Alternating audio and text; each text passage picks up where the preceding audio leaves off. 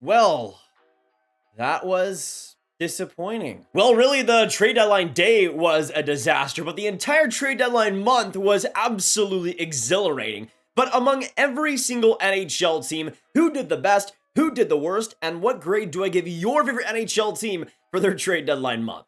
Watch till the end for all the grades and all the thoughts, and hit that subscribe button if you're new for more hockey content just like this. Now we're going to go division by division. Today we're going to start out with the Anaheim Ducks and their trade deadline grade, and you can see they were quite a bit busy for a decent chunk of it. The first big move they really made was getting a 2024 third round pick for Henry Thrun, defensive prospect who they weren't going to re-sign anyways. Then you go on to the big moves they made at the trade deadline day. They acquired Brock McGinn's contract in the 2024 third in exchange for Dmitry Kulikov. But then the John Klingberg deal is really fascinating. They gave him up. And in exchange, they got Andre Suster, Nikita Nesterenko, who's a prospect in the NCAA that the Wild weren't going to re-sign. And then a 2025 fourth round pick. I mean, I guess it's okay, but that's what I would really describe the Anaheim Ducks trade deadline. Very okay, C-, and nothing too much more. Next up, let's talk about the next team in the Pacific in the Calgary Flames, and it was kind of all over the place over what they would do at the deadline, if they're going to be more buyers, more sellers. I guess they kind of went more in the buying direction, but not anything too crazy, which I honestly think for Calgary's situation is kind of a good thing. They did acquire Dryden Hunt for Radim Zohora, and as well, they do, from the Coyotes, get Nick Ritchie and Troy Stecher. Pretty good depth on both the forward and defense group. And they only really have to give up Brett Ritchie and Connor Mackey. I think they get upgrades in both positions for not really giving up any picks either, which I think is pretty miraculous. I give them a C+ because I think they could have done more to differentiate things, but I also do think being kind of quiet is what they need to do. But next up, let's go on to the rival in the Edmonton Oilers, and to me, they had a much better deadline and almost did exactly what they needed to do. First, you had the Jesse Puljujarvi trade where they dealt Puljujarvi to Carolina. In exchange, they got past Patrick Pustola, who's having a pretty solid season in the Liga this year. Might be something, might not be, but to me, I mean, getting rid of Puljujarvi was something that just needed to happen. He just wasn't going to fit there, and Carolina is a much better place for him, in all honesty. Then you have the Mattias Ekholm deal, which to me is one of the best out of any trade that we've seen up to this point, with Mattias Ekholm going to Edmonton and a 6th round pick in 2024 in exchange for Barry, Reed Schaefer, a 2023 first, and a 2024 fourth. We wanted to see Ken Holland go after some big guys. Mattias Ekholm helps that defense so much and really makes that two-way puck possession game really extravagant on that Oilers defense, and I think that's the absolute perfect fit for the Oilers. And they didn't give up too much either. And then you got the next Bukestad deal, another player that I think was really interesting for Edmonton and will be on that bottom six as a defensive, high profile, huge guy that can score well, that can defend well, that can be solid in all situations. And I think on the third line for Edmonton is going to do quite solidly, even on the fourth if they want to. And they gave up Mike Kesselring and a 3rd round pick. Not the worst thing in the world. I give them an A because I think they did really solid and improved both in the forward group and the defense, which they needed to do. Now let's move on to the San Jose Sharks, a team that was heavily active at this year's deadline and throughout the month. They traded Jacob Megna for a 2023 4th round pick. Of course, you have the huge Timo Meier deal, which got them a bunch of quantity over quality. To me, that's the most disappointing trade for them because it wasn't amazing, and I think Timo Meier deserved a better package, but honestly, they probably weren't going to get that. They then got Henry Thrun for a 3rd round pick. They traded Nemestikov and had that whole thing where he would later be sent to the Jets for a 4th round pick. And then, of course, you have the Nick Bonino trade. Only getting a 7th and a 5th round pick is pretty disappointing. And then the Scott Reedy and Peterson trade. Overall, a bunch of different moves that I think are okay, but nothing that's absolutely amazing. C+, I think, for the San Jose Sharks. Now, let's move on to the Seattle Kraken. Kind of like Calgary, I think the addition by subtraction, or I guess addition by not really doing too much, is exactly what Seattle should be doing. To me, they weren't going to do too much unless they got a Jacob Chikrin or something. They were going to still be likely a 1st round exit, even if they were to make the playoffs. They, of course, had the Jacob Megna trade, and that was really it. And to me, I think for Seattle, that's the right move. Build for the future and continue getting better for the future, and that's what they should be prioritizing. Now let's move on to the Vancouver Canucks, who, unlike the Seattle Kraken, were extremely heavy at this year's trade deadline. And even though I think they maybe could have done more, they still did offload quite a bit of assets. You, of course, have the huge Bo Horvat trade, getting Anthony Beauvillier, Radu, and that 2023 first rounder, which would later be used for Philip Hronek. So basically, they're giving up a 4th and Bo Horvat for Hronek, Radu, and Beauvillier, which makes it a lot better, in my opinion. You also got the Vitaly Kravtsov deal, which to me has already paid dividends. He's already solid in Vancouver and already finding his place there. You got the Riley Stillman deal, which is a slam dunk for Vancouver to make. The Luke Shen deal, another slam dunk move to make. The Roenick deal is interesting, and I get why the Canucks are going for it and trying to still be as competitive as possible. It's just the timing was super weird, but I do still see why they would like him. And again, if he continues to play like he did in the first half for Detroit and Vancouver, then you still got an excellent trade there. They got a 4th-round pick for Curtis Lazar, and all in all, I think they did pretty well. And I think they actually had a pretty underrated trade deadline month. I'm going to give them a straight B. Now let's go to the Vegas Golden Knights, who had a really interesting trade deadline. We heard so many rumors about them being on the big guys like Timo Meier, but that obviously never really materialized. They did end up getting Ivan Barbashev and giving up Zach Dean in the process. They got Teddy Bluger and giving up a 3rd-round pick and Peter De La Torre, which is fine, I guess. And then Jonathan Quick, who, if he does unlock some form or some different form in Vegas, if he's able to get back to last year's performance, then I think it could be solid. But I think for Vegas, the biggest need was scoring, and Barbashev helps that. Bludger really doesn't, and to me, it's kind of all over the place for Vegas, and they didn't improve by a substantial margin, which I think they kind of needed to. I'm going to give them a C+. Now let's go on to the Arizona Coyotes, who started the deadline by being a 3rd broker team in the Patrick Kane deal, getting a free 3rd-round pick in the 2025 draft. They then got a 3rd-round pick in 2026 for the Shane Gostisbehere deal. The Jacob Chikrin return is a little bit disappointing, but when you consider everything, it's not too bad. Then they got a 6th-round pick for the Voracek contract. They got a 3rd-rounder in Kesselring, who's pretty underrated in the Nick Bukestad deal, and Brett Ritchie and Connor Mackey. Overall, it was pretty good. It was pretty decent. I'd give them a B.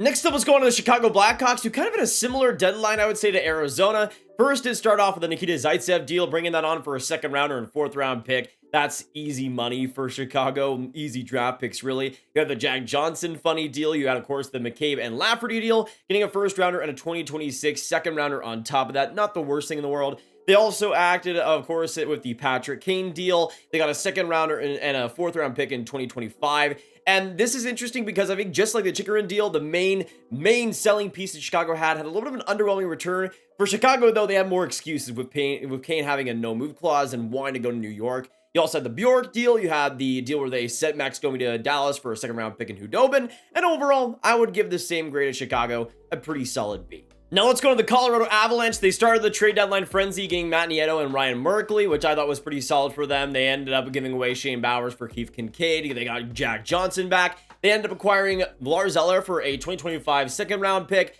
And that was pretty much it. And considering Colorado, after all this stuff, has $4.5 million in cap space, to me, there was much more they could have done. And you see Edmonton vastly improving the forward and defense group, and you see what Colorado has done. And to me, last year, that was one of the best trade deadlines. I think the best trade deadline last year, getting Lekin and getting everybody they got. This year, it's a little bit disappointing, and I think with the lack of depth with this Avalanche team compared to other years, they needed more of a push. I'm going to give them a C-.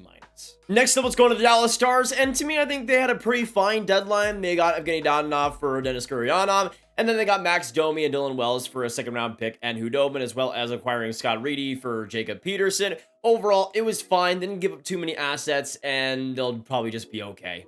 Solid C. Next up, let's go on to the Minnesota Wild, and I actually think they did really well here, considering everything. They were a part of 2 trades as the 3rd broker. They got a 4th-round pick from Toronto in 2025 in the Rhino Rally deal, and they got a 2023 5th-round pick in the Dmitry Orlov deal. Then they acquired Marcus Johansson for a 2024 3rd. They got Gustav Nyquist for a 2023 5th. They end up getting rid of Jordan Greenway in his contract, and his lengthy one, for a 2nd-rounder and a 5th-rounder in 2024. Then they got Oscar Sundqvist for a 4th, and John Klingberg for a relatively low asking price. And to me, for Minnesota, they got a lot better. They got rid of some contracts that they needed to, and they got a lot of extra picks that they used their cap space with extremely well. I'm going to give them an A- because they just did a lot of great things really solid.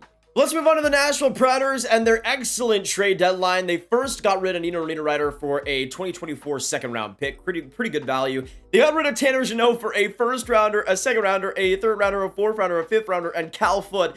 Absolutely incredible. They got Isaac Ratcliffe for free. They got Reed Schaefer, a 1st, a 4th for Matthias Ekholm. They got a 2nd-round pick from Mikkel Granlund. They got Rasmus Asplund for pretty much nothing as a great bottom 6 defensive forward. And to me, Nashville did incredible things this entire trade period. And to me, I think the Preds deserve an A+. Fine work, David Poile. I know you're going to retire, man. You went off with a bang. Now let's go on to the St. Louis Blues, and another Central team that did a fantastic job selling. They first got rid of Tarasenko and Nico Mikkola and got a first rounder, a fourth rounder, Sammy Blais and Hunter Skinner. They were, of course, with the big Ryan O'Reilly deal, getting another first, a third, a second rounder, got Den and Abramov. They got Zach Dean in exchange for Ivan Barbashev, and they got Jacob Vrana for practically nothing, and at 50% retention too, which is extremely important. And I think for St. Louis, on top of getting a Kingsbury Kapanen for free too, even if he's not that great, I think for the Blues, this was an incredible trade period and exactly what they need to do in every single way. Getting rid of some older players and bringing on some amazing future assets. Solid A. Now let's move on to the Winnipeg Jets, last team in the Central here, and they only made a couple of moves for two forwards. They got rid of a 2024 second rounder and a 2025 fourth rounder, and they got Nino Niederreiter and Vladislav Nemestikov in exchange, with Niederreiter being a great goal scorer and Nemestikov being a solid defensive player on the bottom six. Not really too many complaints, and I'm going to give them a C+. Now let's start out in the East with the Carolina Hurricanes, and they also, kind of like Winnipeg, only have a couple of moves here of any substance. They acquired Jesse Puljujarvi for Patrick Puistola, and they got Shane Gostisbehere for a 2026 third-round pick. The Gostisbehere trade especially, I think, will help them quite a bit right now, but you see all the other moves that everybody else, it seems like, in the East is making, and I think for Carolina, they got a little bit left behind here, and I think it would take a lot for them to even be the favorites in the East right now. I'm going to give them a straight C. Now let's go on to the Columbus Blue Jackets, who didn't have a ton to work with at this year's deadline, but I think they did enough with what they had. They, of course, got a fifth-round pick in 2023 for Gustav Nyquist. They got Jonathan Quick, a first-round pick, and a 2024 third-round pick for Gavrikov and Korpisalo. They then got Gillies in the Voracek deal and got Hodgson and a 7th-round pick in the Jonathan Quick deal. Overall, I would say pretty solid for them. I'm going to give them a straight B. Now let's go to the New Jersey Devils, and it was a relatively light year for them trade-wise, but I don't really care. They got Timo Meier for an excellent price, and they got Curtis Lazar as well as a fourth-line defensive player. But really, the Timo Meier trade is where it's at. Straight A for them. That's what they needed to do, and they got it done. Next up in the New York Islanders, another team that was pretty light this year. They, of course, ended up acquiring Bo Horvat for Beauvillier, Radu, and that first-round pick. They also got Pierre Engvall for a third, which I think is a little bit of an overpay. Overall, though, two forwards that I think the Islanders desperately needed and could definitely use in that forward group. It's a C+. It's fine. Now going on to the New York Islanders, who of course acquired Vladimir Tarasenko and Nico Mikkola. They also had the Tyler Mott deal, as well as the Kravtsov deal, and of course the Patrick Kane trade, which is the really big one. Overall for the Rangers, I think it was an A. Adding onto that forward group is what they should have done. Getting Tarasenko and Kane, even though it hasn't worked out perfectly yet, I think that chemistry will start to come eventually. Now going on to the Philadelphia Flyers, I mean, it's an F. We all know it's an F. The biggest trade they made was the Brendan Lemieux trade, which is pretty fine. But like, this team had JVR, they had so many players they could have dealt. Could have being the big word here, but they didn't. I don't know what the plan is here by Chuck Fletcher, unless he wants to have the most mediocre team in NHL history, which is the Philadelphia Flyers, so I'm not surprised. Now let's go on to whatever the heck Ron Hextall is doing with the Pittsburgh Penguins. You see they made a move pretty early, getting rid of Teddy Bluger, and they got a third-round pick in exchange. They acquired Mikael Granlund, which is interesting, for a 2023 second-round pick. They then ended up getting Nick Bonino for a pretty okay asking price, I would say, not too bad. And then they get Dmitry Kulikov and get rid of the McGinn contract for a third-round pick. It's a C. It was fine. Now let's go to the Washington Capitals, who made a few big moves for their team, kind of retooling and stocking the prospect cupboards, which I think is exactly what Washington needed to do. They got rid of Hathaway and Orlov, and they got a first rounder, third rounder, and second rounder in exchange. And for Marcus Johansson, they got a 2024 third round pick. They got Sandin for a first, which they got in the Orlov deal, and Eric Gustafsson. And then they got a second round pick in 2025 for Lars Eller. Honestly, a pretty good trade deadline for them. Nothing insane, but I think Sandin and all those picks will do a lot of good for the future. I think a straight B for them is fine. Now let's go on to another team that did exactly what it needed to do. There was a couple of big moves, and that's all I think Boston really needed to make. They got Garnet Hathaway and Dmitry Orlov, two players who are already making such a big impact on Boston for an asking price that doesn't really matter too much, picks that aren't going to matter long term. You, of course, got Tyler Bertuzzi for a first rounder and a 2025 fourth rounder, which I think is going to be amazing, at least if Boston can continue their winning, which, especially if Bertuzzi re-signs, I think can definitely happen. But adding Bertuzzi, adding Orlov, adding Hathaway is exactly the bulk that the Bruins needed for this year's playoffs. They've already proven how good they can be in the regular season, but adding these type of players will give them that longevity and give them that longevity for all 4 playoff rounds, and that's what they needed to do, and they did it. A+ for Boston. I said what I said. Now let's move on to the Buffalo Sabres, and to me they had a pretty mid trade deadline. You look and they acquired Riley Stillman for Josh Bloom, and he's already been horrible for them. They got a 3rd round pick in the Eric Portillo deal. They got Jordan Greenway for a 2nd and a 5th, which I think is a little bit steep, but we'll see if it pays off. And they only got a 7th rounder in 2025 back for Rasmus Asplund. I mean, there's not too much to complain about here, but there's also not too much that wows you. D+. Next up, let's go on to the Detroit Red Wings, though, and all the craziness that we saw from them. First, we saw the Philip Roenick deal, where they got a 1st rounder and a 2023 2nd rounder. They also traded Bertuzzi for a 1st rounder in 2024 and a 2025 4th. They gave up Jacob Run in a really interesting deal, didn't really get much back for him, but then they got a 4th round pick in 2023 for Oscar Sundqvist. And I think for Steve Yzerman, he kind of realized that this team might be farther away than he thought, and I think he's kind of right. They still probably need a lot more depth, and they maybe need a better center situation going forward. And with this current upcoming draft, they have 5 picks in the first 2 rounds. And I think for Detroit, after this next draft, that's when we start to see them really trying to be a lot better. But I think for Steve Yzerman, trading all these guys, and especially in rentals like Tyler Bertuzzi, I think was the right decision for the long term. A- for Stevie Yzerman. Next up, let's go on to the Florida Panthers, and as you can see, they did not even make a trade at this year's deadline. I have no idea what they're doing. I have no clue what their direction is. They have no 1st round picks in the next 3 drafts. They have very limited top 3 round picks in the next 3 drafts, and they're the most mid team in the entire NHL, and they didn't even add so that their playoff chances could be better. An absolute F in every single possible way. Now we go into the Montreal Canadiens, who were also pretty disappointing in my opinion. They got rid of Evgeny Dadonov and they got Denis Gurianov, which is a solid deal for them. And they were also part of the Nick Bonino trade like they should have, using that cap space well, or what they have of it. They got Tony Sun, and they got a 2024 5th round pick. But that was it. No Joel Edmondson trade, no Mike Hoffman trade, no Josh Anderson trade. And to me, they needed to deal one of those guys at least. And we just never saw that. And I think for Montreal, that was a mistake. Clear and simple. This is one of the best drafts of all time. And I know they already got a lot of stock there, but I feel like they could have done even more at this deadline to truly make it amazing. And they just didn't. I would give them a D+. Now let's go to the Ottawa Senators, and just like the Devils, they had one big trade here, and that's all they really needed to make. They did get rid of the Nikita Zaitsev deal, but they bring in Jacob Chikrin for an absolute steal of a return, and they get Patrick Brown for a 6th round pick. But just like Timo of New Jersey, Jacob Chikrin is all that matters here for Ottawa, and not just getting him this year, but the next 2 years at the very least is extremely important and makes that defense so much better. Straight A for the Sens. Now going on the Tampa Bay Lightning, they only made a couple of moves here. They, of course, acquired Tanner Jeannot for that huge haul. Even though I think Tampa is going to really fit him in well, he already has fit in pretty solidly, it is still a big haul to give up, so we'll see if it works out there. They also gave up Vladislav Nemestikov for Michael Isamont, who in San Jose has put up some really good numbers in a depth role. We'll see if that continues, but he could be maybe an underrated piece. I give Tampa a straight C. Not too bad, but not all too crazy either. Next up, we have the Toronto Maple Leafs, who were super busy over the last month. You, of course, have the Ryan O'Reilly and Nola Acciari deal, the Jake McCabe and Sam Lafferty deal, the Eric Gustafsson and Rasmus Sandin deal, which is nuts, for giving away Pierre Engvall for a 3rd, which I think is pretty good value, getting Luke Shen for a 3rd rounder, and then the Dryden Hunt and Radim Zahorna deal. But the Leafs have vastly improved throughout this last month, and I think a ton of these moves are going to bolster the Leafs team and give them so much of a better chance versus Tampa. And, I mean, it's the Leafs we're talking about, so they're probably going to lose. But hey, it was a pretty good effort. I'm going to give them an A-.